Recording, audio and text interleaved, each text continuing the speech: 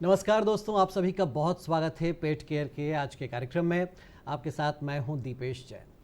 दोस्तों, जैसा कि आप जानते हैं कि इस कार्यक्रम में हम आपके पेट एनिमल्स यानी पालतू पशुओं के बारे में चर्चा करते हैं कि कैसे आप उनकी और अच्छी देखभाल कर सकते हैं, कैसे उनका आपको ख्याल रखना है, जो मौसमी बीमारियां हैं उनसे आपको उन्हें कैसे बचाना है और समय समय पर उनकी खुराक का या फिर उनके टीकाकरण का कैसे ध्यान रखना है। तो आज के कार्यक्रम में हम चर्चा करेंगे गौ पालन के बारे में। और दोस्तों, जैसा कि आप सभी जानते ही हैं कि गायों को गर्मी के मौसम में विशेष सावधानी के साथ उनका ध्यान रखने की ज़रूरत होती है। तो आज इस कार्यक्रम में हम हमारे दो खास मेहमानों से चर्चा करेंगे और गौपालन से जुड़ी हर विषय पर हम आपको बेहतरीन जानकारियां देंगे। तो हम स्वागत करते हैं सबसे पहले हमारे साथ में गौपालक दिनेश वर्मा जी स्टूडियो में मौजूद हैं, जो कि सीहोर ज़िले के नसरुल्लागंज तहसील के नीलकंठ गांव से हमारे साथ इस कार्यक्रम में जुड़े हैं। बहुत स्वागत है आपका दिनेश जी। और हमारे दूसरे खास मेहमान हैं वेटनरी डॉक्टर मनोज बारोलिया जी। आपका बहुत बहुत स्वागत है डॉक्टर मनोज बलोदिया जी। उनसे भी हम चर्चा करेंगे। और सबसे पहले दिनेश जी, आपसे हम यही जानना चाहेंगे कि गौपालन से आप कैसे जुड़े और कब से आप गौपालन कर रहे हैं? क्या है, पढ़ाई लिखाई चलती रही, लेकिन सन 2015-16 में मिलना हुआ पद्मश्री डॉक्टर सुभाष पालेकर जी से। अच्छा। उन्होंने बताया कि एक देसी गाय से 30 एकड़ की खेती कर सकता है किसान। और मैंने देखा कि जब किसान एक देसी गाय से 30 एकड़ की खेती कर सकता है तो इतना परेशान क्यों है मार्केट से सारी तमाम तरह की चीज़ें लाना, जब अपने पास खुद फैक्ट्री खाद की कीटनाशक की है। तो धीरे धीरे अपने घर से एचएफ जर्सी गायों को निकालना स्टार्ट किया और एक साहिवाल वृद्ध गाय से जब स्टार्ट किया तो उससे धीरे धीरे वहाँ से यहाँ तक का सफ़र। तो आज आपके पास कितनी गाय है? आज 30 गाय है मेरे पास। एक गाय से 30 गाय तक का सफर आपने पूरा किया है। हाँ, तो बहुत अच्छी बात है। क्या खास है आपके गौपालन में? मतलब जैसा हमें पता चला कि आपकी जो दूध की गायों की जो दूध की क्वालिटी बहुत खास स्पेशल है। तो ये A1 A2 दूध क्या होता है? जैसे हम लोगों ने सबने सुना है कि पहला सुख निरोगी काया, उसके बाद घर में माया, या जैसा खाओगे अन्न ऐसा होगा मन। तो गायों को जो खान पान की जो हमारी पद्धति है, जैसे एक व्यक्ति सिर्फ बरसिंग खिलाता है, लेकिन हमने जैसे करनाल है, NDRI है, इनसे राशन को बैलेंस बनाए। जैसे हमारा आदर्श भोजन होता है, ठीक उसी प्रकार से हमारी गाय का भोजन भी आदर्श होना चाहिए। अच्छा। थोड़ा थोड़ा सभी चीज़ें। तो जैसा हमारी गाय खाती है तो गुणवत्तापूर्ण जो दूध मिलता है, एक कहानी ये हुई। दूसरा A1 A2 का डिफरेंस ये है कि न्यूजीलैंड के वैज्ञानिकों ने तमाम तरह के जो दूध होते हैं उन पर 2007 में रिसर्च करी। अच्छा। तो सबसे अच्छा दूध हमारी भारतीय नस्ल की गाय, लगभग 45 से 50 प्रकार की गायें हैं, और उनका दूध हमको पेटेंट बाद में मिला, इसलिए A2। अच्छा। और विदेशी गायों का A1, ना कि अच्छा A2 है, A1 नहीं है, लेकिन हमको बाद में नंबर लगा इसलिए हमारा A2 हुआ। लेकिन बढ़िया A2 वाला है। तो इसलिए A2 मिल्क देसी गाय का होता है, उसमें बहुत सारे औषधीय गुण होते हैं। और A1 दूध में एक छोटी सी मिस्टेक है, 67 नंबर की पोजीशन के ऊपर इसका एक जो पारा होता है वो टूटता तो है लेकिन डाइजेशन नहीं होता। अच्छा। और पेट में अगर डाइजेशन नहीं हुआ तो वहां से बीमारी स्टार्ट। बिल्कुल बिल्कुल, ये बहुत अच्छी बात आपने कही। दिनेश जी, एक चीज़ और आपसे समझेंगे, फिर हम डॉक्टर साहब के पास चलेंगे कि आप अपनी गायों का विशेष देखभाल कैसे करते हैं? जिस प्रकार से हम मनुष्य होते हैं, सारे प्राणी उनके हिसाब से अनुरूप होते हैं। अगर हमको ठंड लगा तो उनको भी लगना है, हमको गर्मी हो रही तो जैसा जैसा, मान लीजिए मैं अपने घर में हूँ तो मुझे घर की अपेक्षा अगर गौशाला में ज़्यादा बढ़िया मज़े अगर आ रहे हैं तो समझ सकते हैं कि हमारी गौशाला या गाय की देखरेख बहुत अच्छी हो रही है। अच्छा।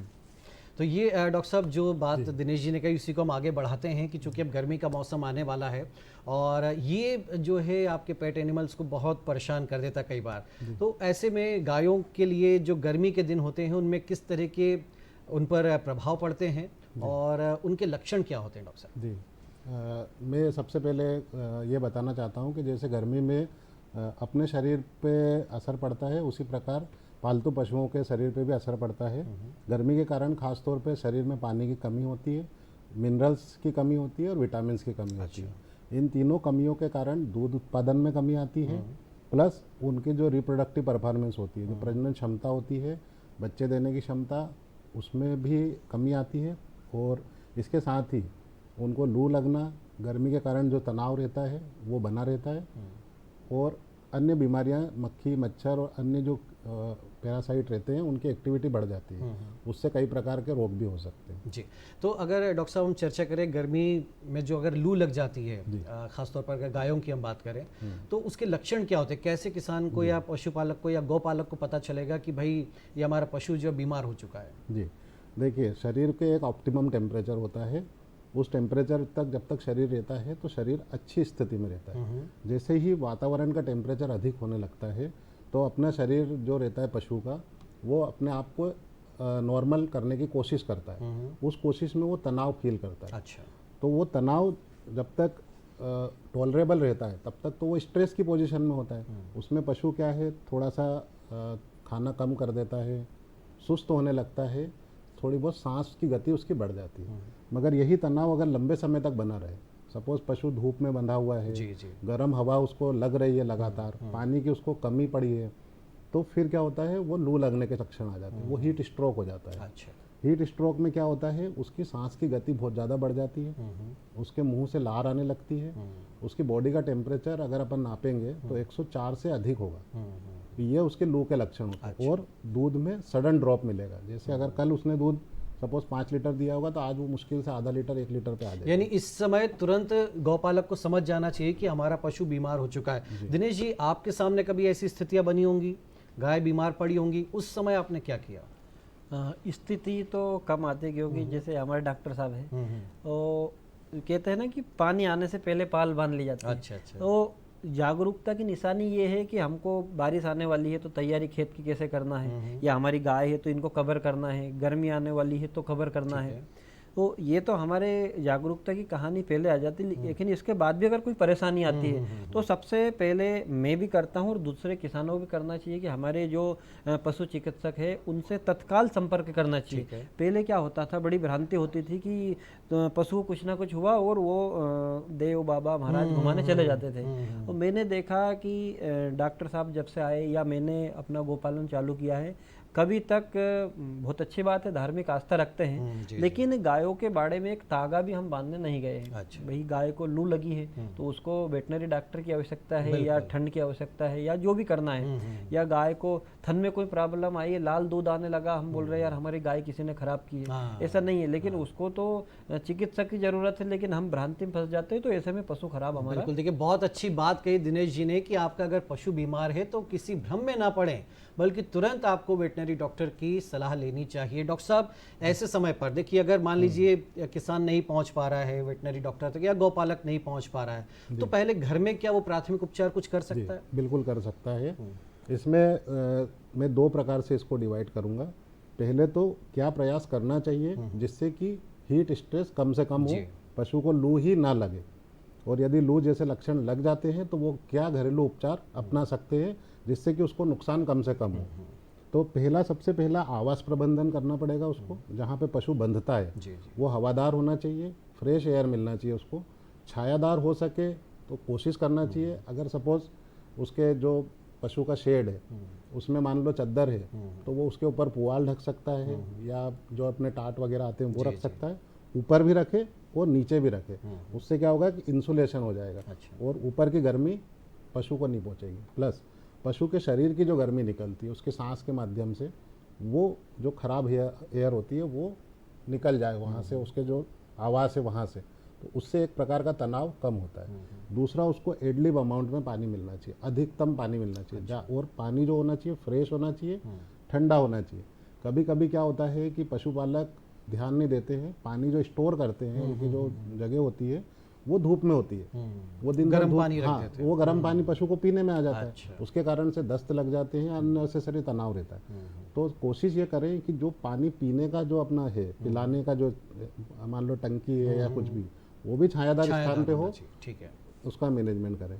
प्लस अगर इसके बाद भी सपोज उसको लू के लक्षण लग रहे हैं, तनाव में दिख रहा है, उसका दूध का प्रोडक्शन डाउन हो रहा है, तो इसमें जो सबसे पहला काम करना चाहिए, उसको एक फार्मूला है, जैसे आंवला, सूखा आंवला 1 किलो, उसमें 1 किलो मिश्री और 1 किलो सौंफ, ये मिला के रख लें, 3 किलो हो जाएगा लगभग। और यदि आपका पशु बड़ा है, दुधारू, अधिक दूध देता है, 400-500 किलो का जानवर है जो अधिक दूध देता है, तो उसको 100 ग्राम सुबह 100 ग्राम शाम को आप पानी में मिलाकर इसको दें। अच्छा, इससे उसको ठंडक रहेगी शरीर में और लू से वो जल्दी रिकवर हो जाएगा। जल्दी। दूसरा एक और तरीका है, जौ रहती है, जौ अगर आप जौ गलाएंगे टुकड़े करके, उसको 250 ग्राम जौ सुबह पानी में गला दें और शाम को उसको दें, और शाम को गला दें वो सुबह दें। ऐसा अगर आप 4-6 दिन करते हैं तो उसको काफ़ी आराम होगा। तीसरा एक और तरीका है छाछ। छाछ हर किसान भाइयों के पास अवेलेबल रहती है। छाछ जो है वो मतलब लू का दुश्मन है। अगर छाछ उसको नियमित रूप से देते, खासतौर पे छोटे बच्चों को जो लू लगती है उनमें छाछ बहुत अच्छा काम करती है, या बड़े पशु को भी अगर है तो आप छाछ पिला सकते हैं। अच्छा, छाछ में आप बेसन मिला के भी दे सकते हैं। अच्छा, उससे भी, जैसे सत्तू अपन लोग खाते हैं इंसानों में, वो बेसन मेजोरिटी पोर्शन वही होता है। तो छाछ के साथ अगर आप बेसन गला दें सुबह और शाम को उसको दें, और शाम को गला के सुबह आप दें, 2-3 दिन अगर ऐसा करते हैं तो लू से काफ़ी हद तक बच सकते हैं। जी। तो देखिए गौपालकों, ये बहुत 3 नुस्खे आपको बताए हैं डॉक्टर मनोज बलोदिया जी ने, और वो कह रहे हैं कि अगर इनको आप इस्तेमाल करेंगे, पहले तो आप छायादार स्थान कर दीजिए जहाँ पर गौशाला है, जहाँ आपने पशुओं को रखा है, तो चांसेस कम होंगे कि उनको लू लगे। ठंडा पानी उनको दीजिए ताकि लू ना लग पाए, और अगर कुछ ऐसा बीमार हुआ है पशु तो आप ये 3 नुस्खों से उसके जो लू है उसके प्रभाव को कम कर सकते हैं। दिनेश जी, खुराक ये सबसे अहम हो जाती है गर्मी के मौसम में, तो खुराक का आप कैसे ध्यान रखते हैं अपने पशुओं की, कि क्या देना चाहिए इस मौसम में जिससे जो है वो तंदुरुस्त रहें, अच्छा दुग्ध उत्पादन मिले? सबसे पहला तो मैं बताना चाहूँ कि पशुओं के लिए चारे का निर्माण हुआ है और हमारे मनुष्य के लिए अन्न या फल सब्जी का निर्माण हुआ है। अच्छा, अत्यधिक लालच के कारण किसान क्या करता है, उनको फीडिंग मतलब दाना बाटा ज़्यादा देता है, लेकिन हरे चारे पे ध्यान कम होता है। गर्मियों के समय में हरा चारा की कोशिश करें ज़्यादा से ज़्यादा मिले। और जैसे डॉक्टर साहब ने अभी कहा, तो मैंने अपनी गौशाला में पानी के टैंक ही उनके पास बना रखी, 24 घंटे उनके पास पानी अवेलेबल रहे। और राशन जो है वो बैलेंस से अगर रहेगा तो पशु मेरे हिसाब से 90% बीमारी नहीं होगी। बिल्कुल ठीक।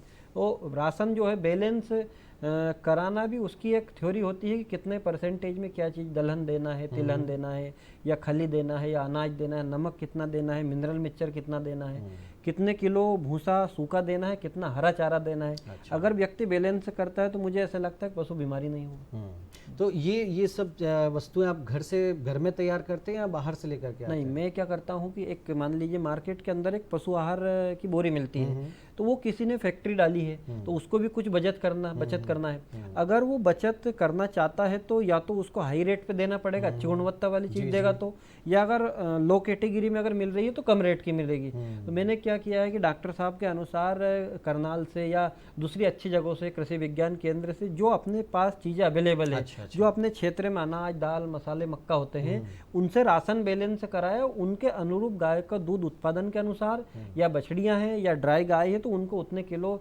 कांटे से तुलाई करके देते हैं, तो वो बड़े तंदुरुस्त। यानी लागत आपको कम पड़ रही होगी बिल्कुल, इससे, बिल्कुल। और एक अच्छा खुराक, एक अच्छा आहार आप अपने पशुओं को दे पा रहे हैं। बिल्कुल। डॉक्टर साहब, आप बताइए कि खुराक का कैसे, और जो हमारे गोपालक भाई, हमारे दिनेश जी तो बहुत जागरूक हैं, लेकिन जो जनरल, हाँ, उनको क्या एहतियात गर्मी के दिनों में विशेष रूप से रखना चाहिए? जी, इसमें मैं ये कहना चाहता हूँ कि जैसे गर्मी के दिनों में खासतौर पे पशु को मिनरल्स का लॉस बहुत होता है, अच्छा। विटामिन्स का लॉस बहुत होता है और पानी का लॉस बहुत होता है। तो अपने को जो राशन देना है उसमें आपको मिनरल ऐड करना पड़ेगा। प्लस जैसे आपने जो भी जैसे बैलेंस राशन का बोला है, तो इसके अंदर खास तौर पे ये होता है कि जो शरीर से नुकसान हो रहा है, जैसे पसीने में जो मिनरल्स निकल रहे हैं, पोटेशियम, क्लोरीन और है ना, तो उसको सबसे पहले तो मिनरल्स मिलना चाहिए। प्लस गर्मी से बचने के लिए जैसे सोडा बाई कार्ब जो होता है, मीठा सोडा जो होता है, मीठा सोडा उसकी डाइट में मिलना चाहिए। प्लस जितना हरा मिल सके, हरा जितना अधिक हो सके, अगर हरा नहीं भी मिलता है तो उसका अल्टरनेट साइलेज के रूप में अपन कर सकते हैं। साइलेज देना चाहिए, अच्छी क्वालिटी का कंसंट्रेट राशन मिलना चाहिए, पानी अधिक मात्रा में देना चाहिए इस तरह से, और विटामिन ऐड करना चाहिए। कुछ कंपनियां जैसे 300 ml 500 ml के विटामिन आते हैं, अभी नाम नहीं लूँगा मैं, बट उनको ऐड करना चाहिए।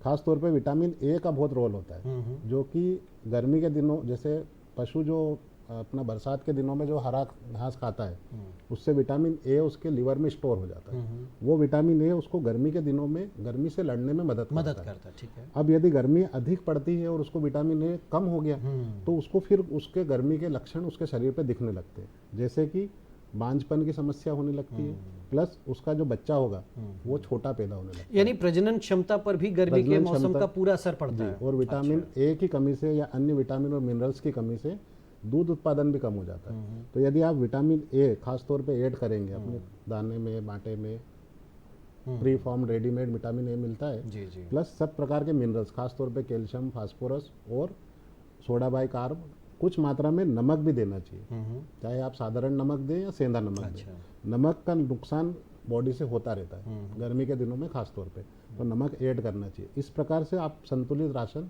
बना सकते हैं। अलग अलग प्रकार के, जैसे दुधारू है तो उसके लिए अलग, प्रेग्नेंट है तो उसके लिए थोड़ा सा अलग बना के आप अपने पशुओं को, मतलब इससे गर्मी से होने वाले नुकसान से भी बचेंगे, प्लस अगर किसी पशु को हो गया है, हीट स्ट्रेस में है या हीट स्ट्रोक उसको हो चुका है, तो वो जल्दी रिकवर करेगा। अच्छा, अगर कोई पशु बीमार हो गया तो क्या उसे दूसरे पशुओं से अलग रखने की कोई व्यवस्था करनी चाहिए? नहीं, ऐसे पर्टिकुलर हीट स्ट्रोक या हीट स्ट्रेस के कारण से अगर पशु बीमार हुआ है तो कोई संक्रामक बीमारी तो हुई नहीं है उसको, तो अलग रखने की आवश्यकता नहीं है। परंतु यदि किसान के पास में ऐसी सुविधाएं कम है, जहाँ छायादार या अच्छा शेड कम है, तो उसको ऐसी जगह पे रखें जहाँ वो कंफर्ट फील करे, उसकी बेडिंग प्रॉपर हो, उसको कूलर की व्यवस्था अगर वो कर सकता है तो वो करना चाहिए, या उसके शरीर पे ठंडा पानी रखे, खास तौर पे उसके सिर पे ठंडा पानी या कपड़ा रखे, उसके अंदर जो पानी से गीला कपड़ा रखे, ताकि वो उस हीट स्ट्रेस से जल्दी रिकवर हो सके।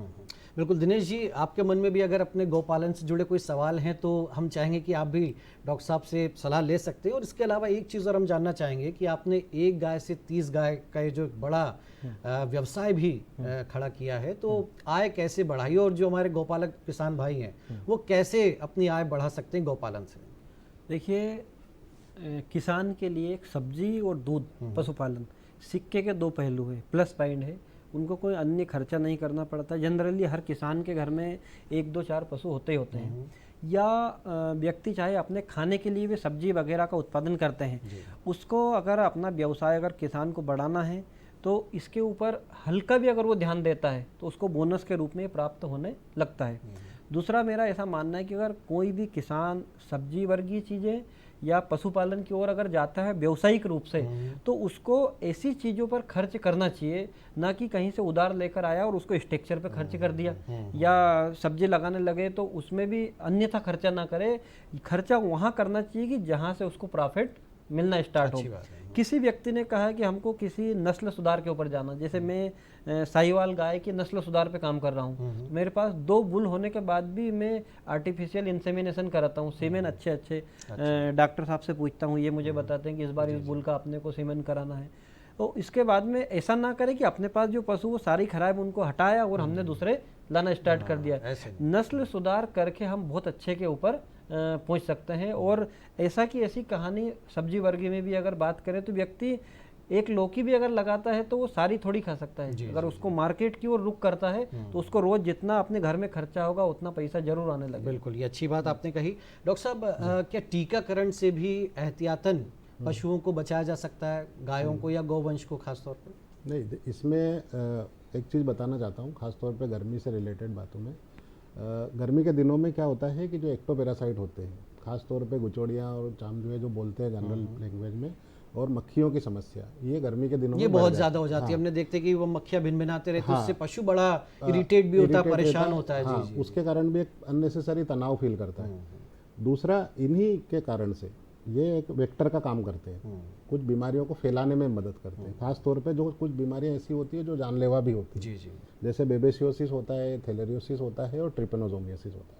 ये बीमारियां पशुओं को तो नुकसान पहुंचाती है, पशुओं को जानलेवा भी होती है और पशुपालक के लिए भी बहुत हानिकारक होती है। तो उससे बचने के लिए रेगुलर डीवर्मिंग प्लस एक्टोपैरासाइट का मैनेजमेंट, जैसे आइवरमेक्टिन का इंजेक्शन वगैरह अपन, या जो डिपिंग करते हैं हमारे दिनेश जी करते हैं, शेड के ऊपर भी एक्टोपैरासाइट करते हैं, ठीक है ना, प्रयोग करना चाहिए ताकि इन चीज़ों से बचा जा सके और इनसे होने वाली जो बीमारियां हैं उनसे बचा जा सके। और यदि इस प्रकार की कोई बीमारी आती है, जैसे लाल पेशाब की बीमारी है, तो वो तुरंत डॉक्टर से संपर्क करें ताकि उसको सही इलाज मिल सके। दूसरा जो वैक्सीन वाली बात है, तो ख़ास तौर पे जो अपने पेट से हैं, जो डॉग है, कैट है वगैरह, इनमें ज़रूर गर्मी के मौसम में जैसे पार्वो का ज़्यादा होता है, जी जी, तो इनको वैक्सीनेशन प्रॉपर होना चाहिए, प्रॉपर डिवर्मिंग वगैरह होना चाहिए समय पे। इसी प्रकार से मैं, क्योंकि ये पेट केयर है अपना, तो और भी एनिमल है, सारे अपने अपने पेट हैं, तो घोड़ों के अंदर भी प्रॉब्लम आती है।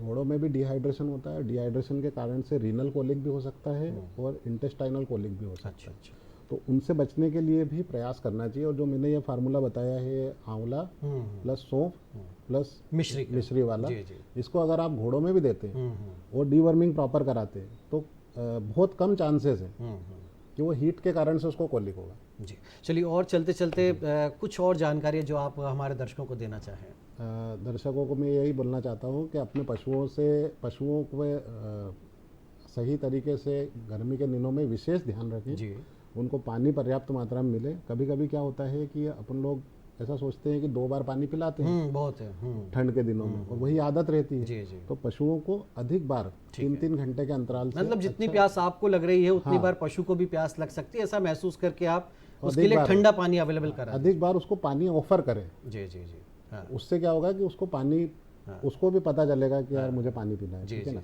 दूसरा, आप जो मैंने अभी आपको बताया, मिनरल मिक्सचर, विटामिन्स और आपका मीठा सोडा बहुत अच्छी दवाई ठीक है, मतलब मीठा सोडा हमेशा देना चाहिए। ये सब चीज़ें करना चाहिए, छायादार रखना चाहिए अपने को, और साफ सफाई का ध्यान रखना चाहिए। इनसे आपको कम से कम नुकसान होगा, पशु को भी आप और आपको भी आर्थिक नुकसान कम होगा। तो देखिए, बहुत अहम जानकारियाँ डॉक्टर मनोज बलोदिया जी ने आपको दी, और दिनेश जी ने भी बहुत अच्छी बातें बताई कि कैसे आप गौपालन से अपनी आय भी बढ़ा सकते हो, और इससे बढ़िया पुण्य का काम कुछ है नहीं। तो बहुत बहुत शुक्रिया डॉक्टर साहब।